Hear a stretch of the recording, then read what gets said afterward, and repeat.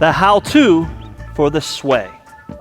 Now for the sway and how-to, I'm going to make this as simple as possible during this how-to portion. And then we'll get more into detail during the application of the sway.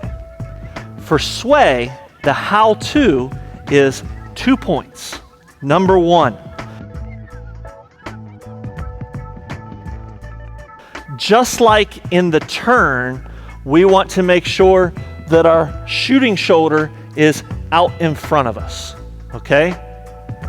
As well as we're focusing on bringing the shooting shoulder up to being in front of my chin.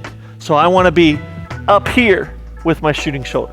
So I'm going to go shot with a shoulder to chin finish. And you can see that because I'm using my right arm, it covers up the right side of my face and my right eye. That shows that I'm getting it out in front and I'm able to cover up. So shoulder to chin will really help with that sway motion. The second part is I'm trying to get what I call slope in my shoulders. So for the turn, it's about getting one shoulder forward, one shoulder back. For the sway, it's very similar, but not quite in those directions. For the sway, it's about getting the shooting shoulder up and the non-shooting shoulder down.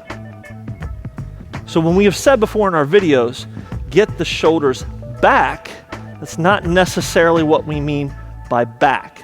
This is not what we mean by back, okay? To get both shoulders back, you need to be a square shooter. We don't want square shooters. We don't want both shoulders back, okay? You may have heard Coach Hoover in previous videos talk about getting the shoulders back. That's not what the sway is.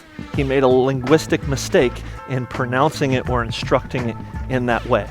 It's actually just getting one shoulder back and down, okay? So the shoulder that goes back is the non-shooting shoulder, and that same shoulder goes down. So we have shoulder to chin with the shooting shoulder, and we have slope created between the front shooting shoulder and the back off shoulder. From the side, it would look like this. I shoot and I have sway. I have a high front shoulder and a low back shoulder. That is what we mean by slope when it comes to swaying the shoulders. The sweep is the feet coming forward. We focus on the sway because that is the cause of the sweeping of the feet, the forward motion of the feet. Players do not purposely or should not purposely sweep the feet forward. That can create a violent or mild kicking motion, which can make the shot very uncomfortable and take away from your power. We want to focus on having the shoulders in the proper sloped position so that we can execute a sway, which is the shoulders sloping and the feet landing forward would be the sweep part of that. So we have to look at this from a cause and effect standpoint. I want you to focus on the cause of the sway, not the effect of the sway. Can you take video and make sure that your feet are coming forward? Yes. Do the feet have to come forward when you jump?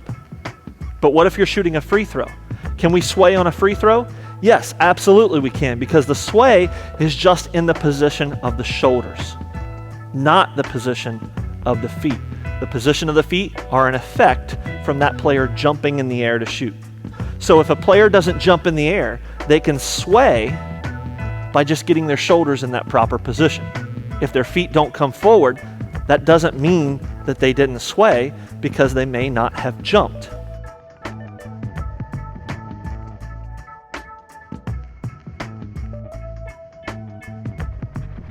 In addition to that, you may see players who sway more than others, and often that is due to the fact that they jump higher than others.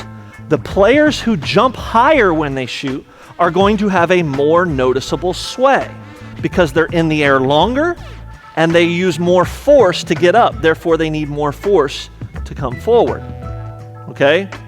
So, the sway, don't focus on the feet. Focus on the shoulders. Get the slope of the shoulders and let the feet naturally just glide forward into your soft landing.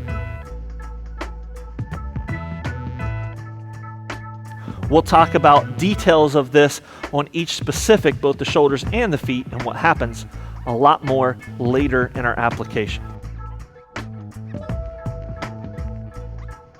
Let me give you one more point in the how-to that will allow players to sway better. There is such a thing called coordination in players. And some players have better upper body coordination. Some players have better lower body coordination. If players struggle with their upper body coordination, simply telling them to slope their shoulders to sway might not work because they might not have good control over what their shoulders are doing throughout an action.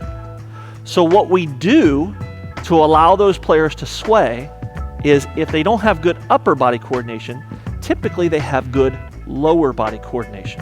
And so what I tell them to do is use their hip to sway.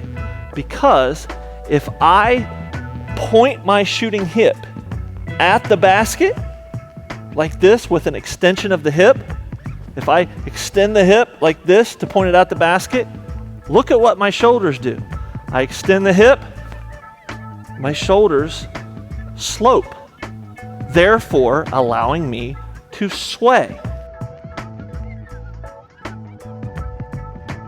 So that is the little bonus point for the how-to in sway, and we'll actually cover that a little more in detail in the application portion when we reach the present and into the post-shot phase.